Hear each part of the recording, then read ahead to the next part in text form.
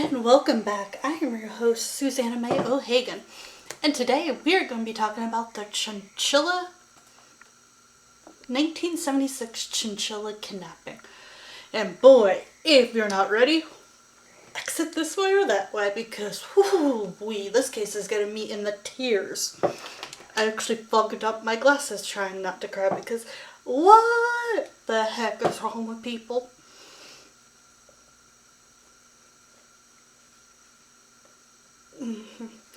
Okay. Location, Chowchilla, California, USA. July 15th in 1976 through July 16th in 1976. 47 years ago. I don't know when this was published, but it's been a while. Attack type, mass kidnapping, mass child abduction, attempted robbery, psychological torture, weapon, rifle.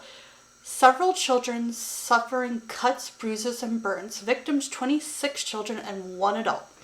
James Scarfield, Richard, and Frederick Newhow Woods III. Frank Edward Ray. Michael Marshall. Motive ransom. Verdict all pleaded. Okay.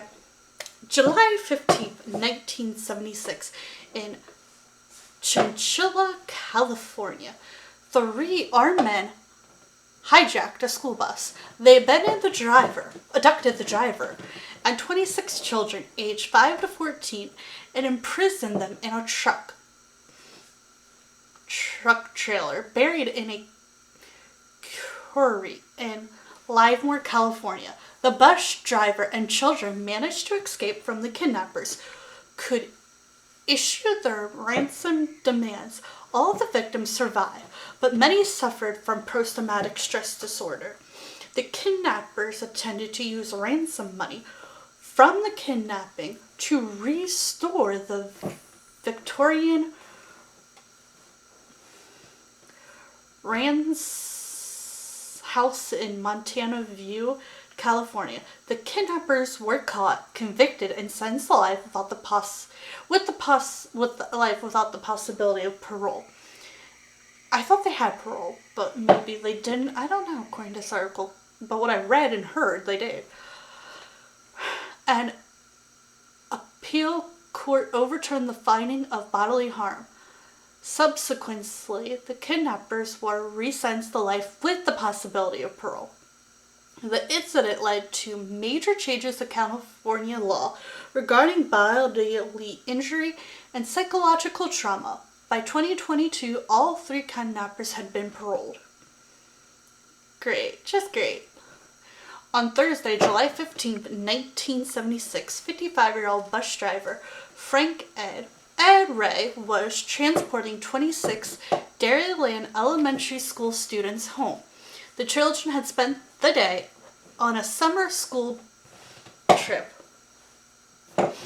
to the Chowchilla Fairgrounds swimming pool.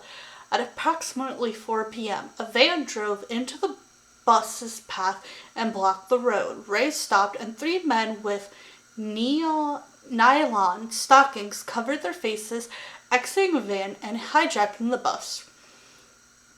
One of the men pointed a gun at Ray. Second drove the bus. The third followed in the van.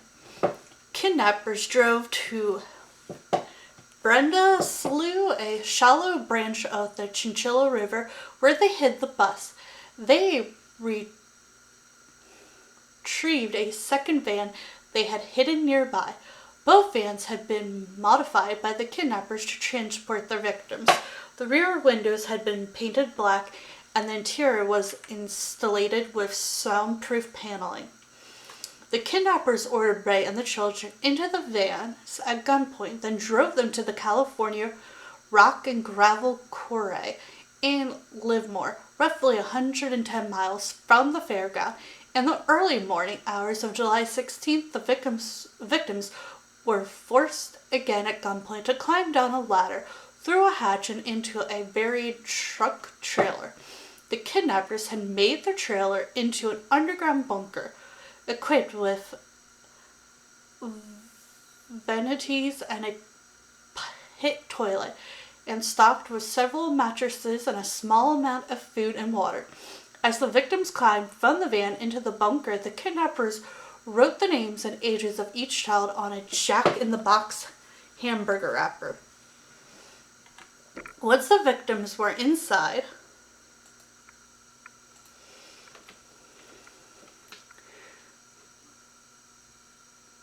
the kidnappers removed the ladder, covered the hatch with a heavy piece of sheet metal, weighted with 100 pounds industrial battery, and buried the opening. After several hours, Ray and the older children stacked the mattresses to reach the hatch. As Ray lifted the hatch, 14-year-old Michael Marshall wedged a piece of wood into the opening, moved the sheet metal and batteries, and dug away the remains of debris covering the entrance. 16 hours after being imprisoned, Ray and the children climbed out of the bunker and walked to the Curry Guards Shack near Sheriff Cliffs Regional Park. Alamore County Sheriff took the victims to St. Rita Jail, the nearest faculty with medical staff. Jail docs and EMTs examined and treated them and gave them food and water, while the sheriff took down statements and descriptions of the kidnappings. The victims were then driven back to their families in Chowchilla. On July 16th, telephone lines to the Chowchilla Police Department were jammed with calls from media and frantic families. Yep, I get that. The kidnappers, therefore, were unable to issue their $5 million ransom demand, equivalent to $26.8 million in 2023. That is a lot of money, dude. They decided to call back later and fell asleep. When they awoke in the evening, they saw television news reports that the victims had freed themselves and were safe. Meanwhile, the FBI had immediately begun investigating 24-year-old Frederick Newhall Woods III, the son of Frederick Nickerson Woods. No, he's the fourth. The third owner of the California rock and gravel quarry. The FBI discovered the young Woods had keys to the quarry, unlimited access and free use of its facility. Additionally, Woods and two friends, brothers James and Richard, aged 24 and 22, had been previously convicted of motor vehicle theft, for which they were sentenced to probation. The FBI obtained and extended a search warrant for Hawthorne, the 78-acre woods estate in Portal Valley. In the Younger Woods room, investigators found journals and drafts of the ransom demands, maps, notes, plans, receipts for the van and the trailer, false identification, one of the guns, and the kidnapping, and the hamburger wrapper on which they had written the names and ages of each kidnapped child. The note outlined plans to have the ransom money dropped from the plane into the Santa Cruz Mountains at night and retrieve it under cover of darkness. Also discovered was a rental contract for a storage facility.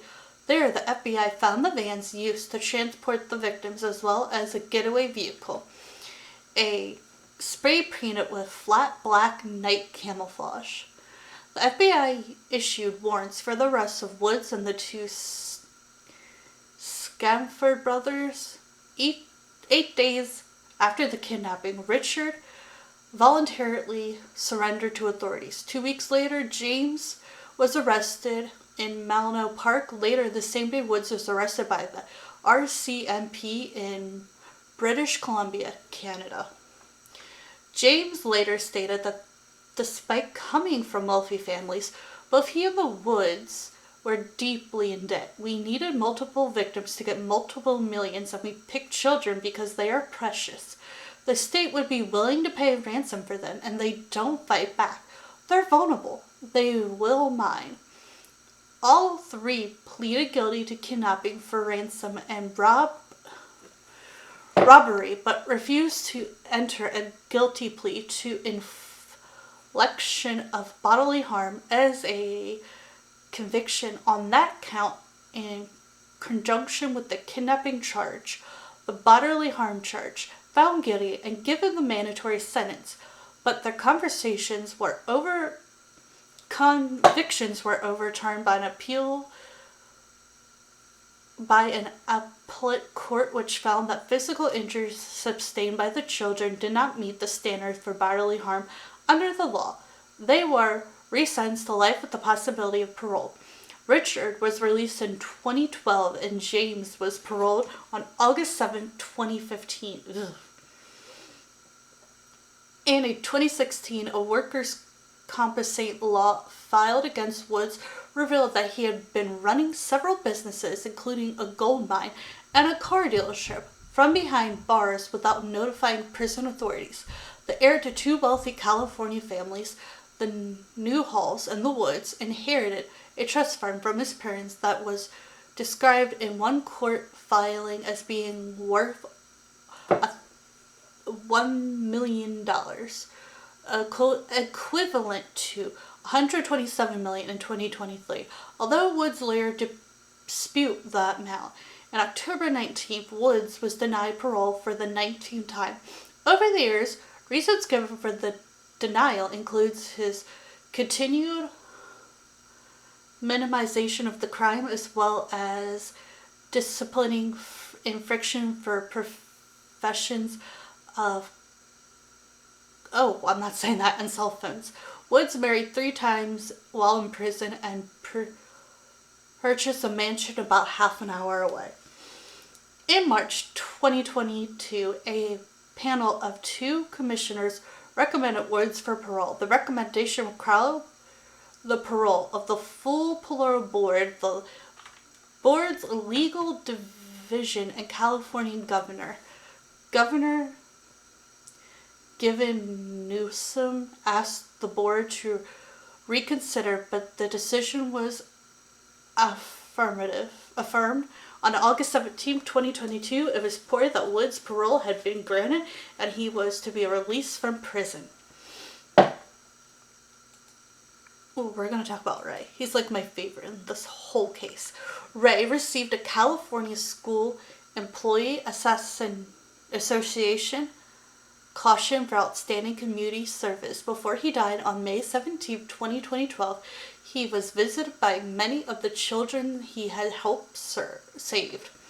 We will continue. I don't want to make this 2 hours long, so we will stop here and do a part 2.